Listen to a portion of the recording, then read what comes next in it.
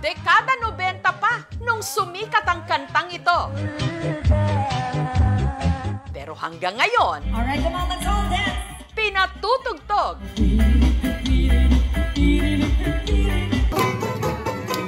At isinasayaw-sayaw pa rin sa mga probi-probinsya sa tuwing may parties at reunions.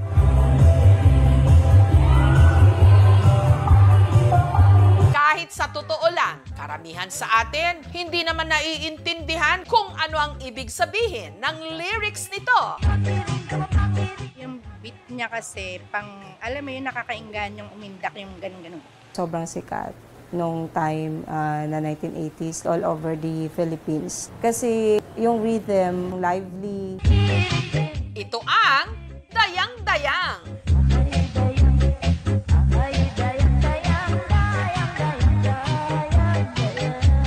Dahil tila iba ang lengguwahe.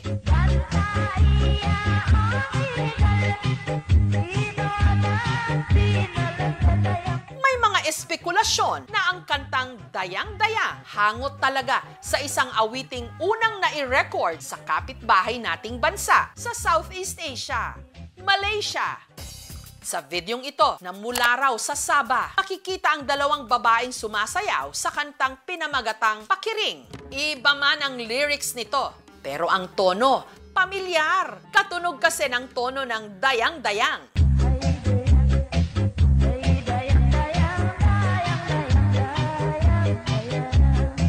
May iba namang naniniwala na ang lyrics ng Dayang-Dayang salitang Tausug mula sa Sulu Province sa Mindanao. Pag sinabi kasi nating Dayang-Dayang, this is a first order princess from the Tausug culture. Pero yung pinakanilalaman ng liriko, ito ay paghahalo na pagtatagpo na ng mga tao sa Southern Mindanao, which is the Tausug and the Samad Dilaot. May mga haka-haka din na ang tinutukoy na Dayang-Dayang sa kanta, ang tinaguriang First Lady ng Sulu at anak ng Sultan na si Dayang-Dayang Haji Piandao Kiram. Pero lahat ng ito, puro mga haka-haka pa lang. Ang sigurado, ang kumanta nito, nagngangalang Hainun. Gayunman, napakakaunti rin ang impormasyon tungkol sa kanyang pagkatao. Hanggang kamakailan lang. Ang diva sa likod ng iconic na kanta, Pakiring ka, pakiring, lumantad sa publiko. kiring ka, kiring, kiring, kiring. Sa isang malayong probinsya ng Tawi-Tawi, matutuklasan natin ang matagal ng pinaghahanap ng mga Pilipino. Sa vlog na ito ng content creator na si Kapuril, ibinahagi niya ang kanyang biyahe sa pinakadulong probinsya ng Pilipinas. Ang Tawi-Tawi. Isa sa mga pinasyalan niya, ang bayan ng Sitangkay. Dito sa mismong Sitangkay, matatagpuan nyo yung floating market nila na talagang dinarayo ng mga iba't ibang turista. Pero ang nagpamangharaw talaga sa vlogger, nung nalaman niyang ang original na singer at songwriter ng iconic song na Dayang-Dayang, hindi talaga sa Malaysia nakatira, kundi narito rin sa pinakadulong isla sa katimugan ng Pilipinas. Napag-alaman natin na dito rin sa mismong Sitangkay matatagpuan ang orihinal na kumanta na Dayang-Dayang. May mga nakapagsabi sa akin, "Sir, ba't hindi nyo puntahan si Hainun?" At nung sinabi ng mga lokal na pagkukwentuhan ko na siya pala yung kumanta ng Dayang-Dayang, nagkaroon na ako ng interest. Nung bata pa po ako, natatandaan ko halos talagang sikat na sikat yung Dayang-Dayang na halos pinapasayaw din ako ng magulang ko. Ako hindi ko alam kung sino talaga yung kumanta. Hanggang sa nakaharap na niya ito. Ito, yung nag-iisang Miss Hainun. Siya yung original na kumanta ng Dayang-Dayang. Si Nur Ainon Pangilan, o mas kilala sa tawag na Hainun. Hindi siya Malaysian, gaya ng unang inakala. Galing siya sa tribong Samad Dilaot.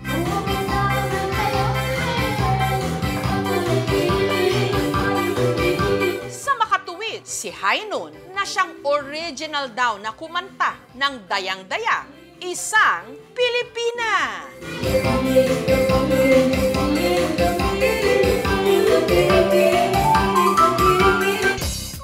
Matapos ang halos 3 dekada na sumikat ang kanyang kanta, ito raw ang kauna-unahang television interview ni Hainon. 52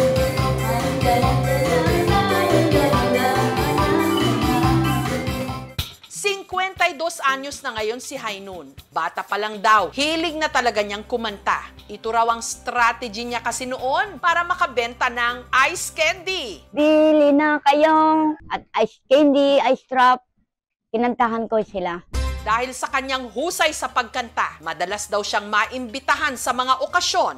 Mayaman man o si mahirap, kahit anong tribo, open si Hainon. Tsaka pag iniimbita siya, yung arrangement nila lang, yung magkano ba ang bigay sa kanya.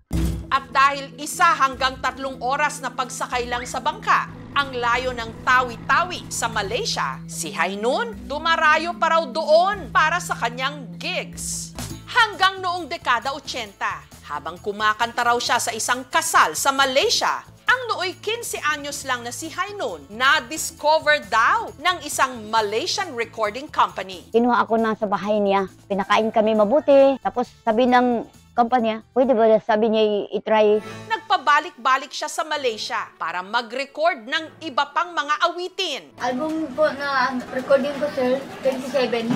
Pero sa dinami-rami ng kanyang mga kanta, may isa raw na hindi lang sumikat ng todo sa Malaysia, kinanta rin hindi lang sa malaking bahagi ng Mindanao, kundi pati na sa buong Pilipinas. Ito na nga ang Dayang-Dayang.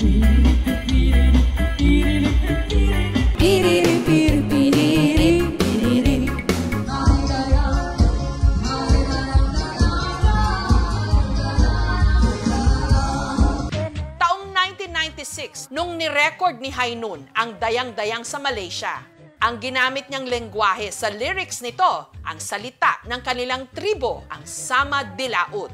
At alam nyo bang on the spot lang daw niya naisip ang lyrics nito?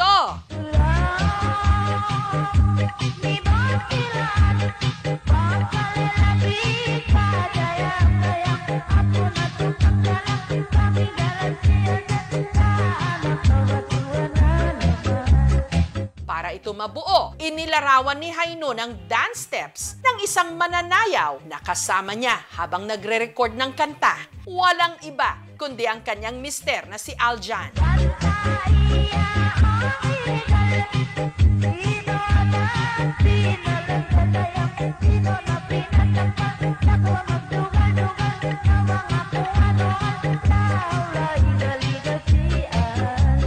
Isa pang trivia, hindi raw pala Dayang-Dayang ang titulo ng kanyang hit song. Base kasi sa nakaimprenta sa kanyang cassette tape, ang totoong pamagat nito, Dumba-Dumba. Salitang Malaysian na kung isalin daw sa kanilang lingwahe ay kiring-kiring. Ibig sabihin, patagilid.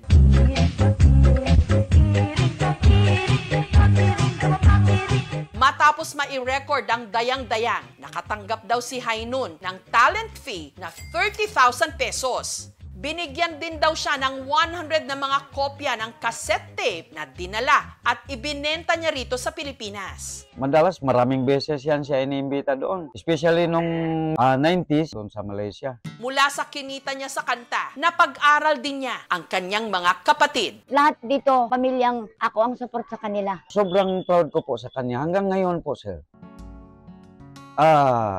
Yung buhay ko ay naging tagumpay dahil kay Hainon po. Pero nung nag-lie-low na raw si Hainon sa pag-record ng mga kanta, ang kanyang buhay umikot na lang sa pag-aalaga ng kanyang mga anak at apo. Magbibenta po ako. Mga bread, sa bikerihan ako magtrabaho ako. Tapos percentage lang ibigay sa ako. Mga 100, sir. Pero hindi naman daw niya tuluyang iniwan ang mundo ng musika. May mga pagkakataon pa rin daw na naimbitahan pa siyang kumanta sa Sabah. Dito, magbabayad sila ng 3,000 ringgit, sir, o 30,000 pesos. Pag dito ka sa Sitangkay, papuntang Malaysia, via boat, nasa 50 kilometers. Na-allow po kasi ng mga Malaysian pumunta doon kasi may passes sila na tinatawag na lepa-lepa. Pero hindi lang talaga sila pwedeng magtagal.